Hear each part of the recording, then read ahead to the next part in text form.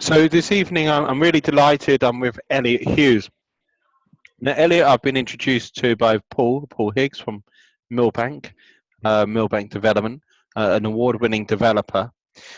Elliot's background in property is service accommodation, or that's one of your strengths. But Elliot, you're my panel this coming Thursday evening in central London. And one thing which grabbed my attention, I'm sure it grabbed many people's attention as well, was a comment you put a few days ago about one of your first deals, which was you wrote one of my first deals when I had little cash was a deal which wasn't actually your deal as such, or it wasn't your cash, and you still managed to get 25% of it.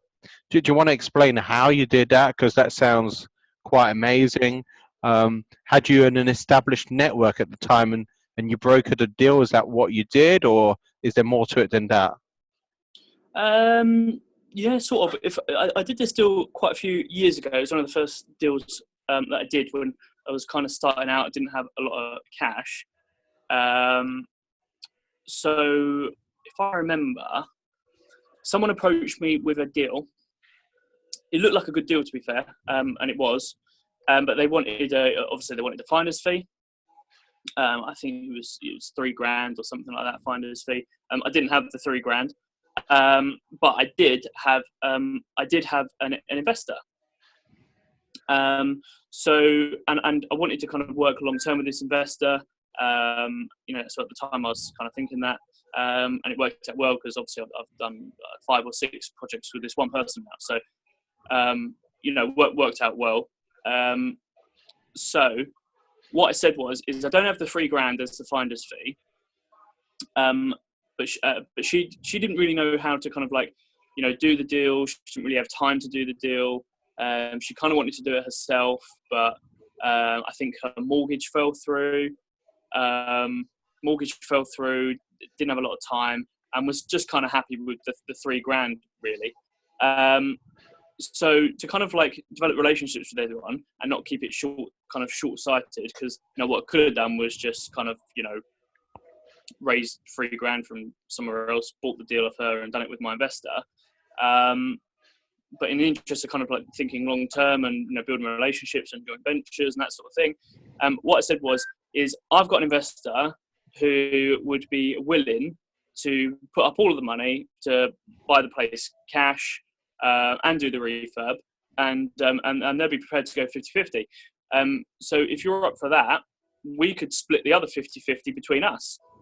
So you wouldn't get your £3,000 straight away, but you'd obviously get a lot more money on the back end once we've done the flip. So the investor got 50%. So a flip JV. Yeah, so we did it as like a 3-way JV. The investor got 50%, she got 25%, and I got 25%. But I managed and did the project. So she did absolutely nothing. My investor did absolutely nothing. He put the money in. And then I just ran the whole project, organised all the trades, dealt with the estate agents, dealt with the solicitors, did the whole thing. And my kind of fee for that was 25% of the 25% of the deal. And that's kind of one of the ways that I, made a bit of money, got a bit of experience, and did all that sort of stuff when I didn't really have any cash, and I was out and learning the ropes. Really, it's a bit of a chicken and egg situation. So let's say someone's starting out fresh this year, Elliot. And okay, so they may not be necessarily buying their own portfolio as such. However, do they find the sources first, or do they find the investors first? Which one are they should build the strongest relationship with first of all? Do you think it's the one who's sourcing the deals? Maybe not yourself, because you weren't actually sourcing that deal. Someone else had sourced the deal, and you weren't the actual investor who put the cash down. But which one, or is it just a mixture of both, and having both connections, good connections with investors and good connections with sources? Yeah, this one is always tricky. It's one of the questions that gets asked a lot.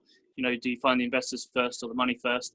I don't think there's any right answer, and I just kind of think it's a case of getting out there, doing what you can do, putting yourself in a position to kind of meet new people and see what happens, and just see what comes up.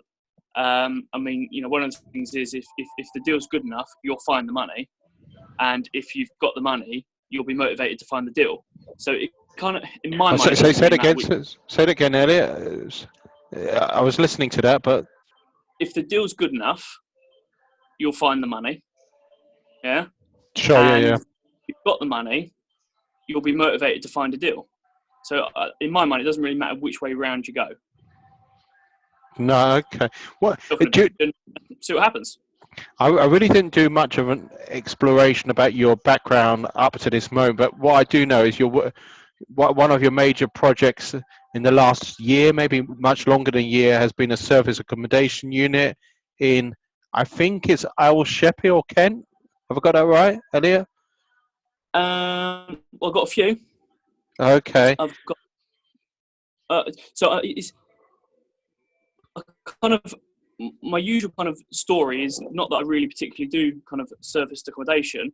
Sure. But I'm a developer and I build things out, and sometimes I think it makes sense to do service. Throughout that process, I've got quite a few of them, and I just happened to also buy a hotel and gym and restaurant on down in Kent. Yeah, so I did that as well. Which hotels very similar to service, very very similar. Sure, definitely. If people can't come along this Thursday evening because it's half-term school holidays and possibly maybe other factors as well, can they connect with you, Elliot? Is there a way, Facebook or LinkedIn or? Yeah, the best way is probably Facebook. Quick chat on there. If we need to kind of spend a little bit more time together or a little bit more help, then I'll probably pass out my email address. But I don't just give my email address out. Sure.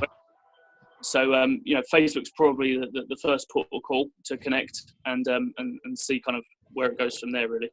And if I didn't say in the beginning, it's Elliot Hughes. So I don't want to take too much of your time up. I'm really looking forward to seeing you tomorrow. It's a really interesting panel as well. So I think one of the themes, though, which comes up again and again, is the importance of sourcing the deal. So we have got the finance aspect covered in terms of crowdfunding tomorrow evening on two of the platforms. Well, to be fair, one of the platforms is represented tomorrow by the end user as such. They're not representing the platform, they're representing what they've achieved through the platform. And the other one, or the other crowdfunding, will have the co-founder of that particular platform.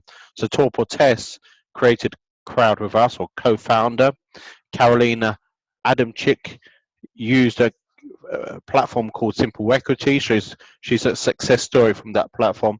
Plus, there's more conventional ways as well, such as sourcing, such as looking at HMOs as well. So, and also tomorrow evening, Anna and Stefan will be going through how they've sourced and developed over 10 million pounds worth of property in the last 2 years. So amazing. Elliot, is there anything you want to add before I come to an end? No, that's about it. No? Hopefully see everyone tomorrow, and it'd be good to just kind of share some info, see if I can help some of you guys out. Yes, I think it's an absolutely inspirational story about how you weren't actually the sourcer or the investor, but you brokered that deal. And that's why you can see networking, whether it's a networking event or just being aware of who's who in your surroundings, so key.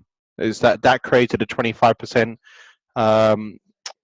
of, I presume it was the purchase price. You got 25% of the purchase price. No, the profit. Sorry, of the profit, yeah. So after it flipped at probably auction.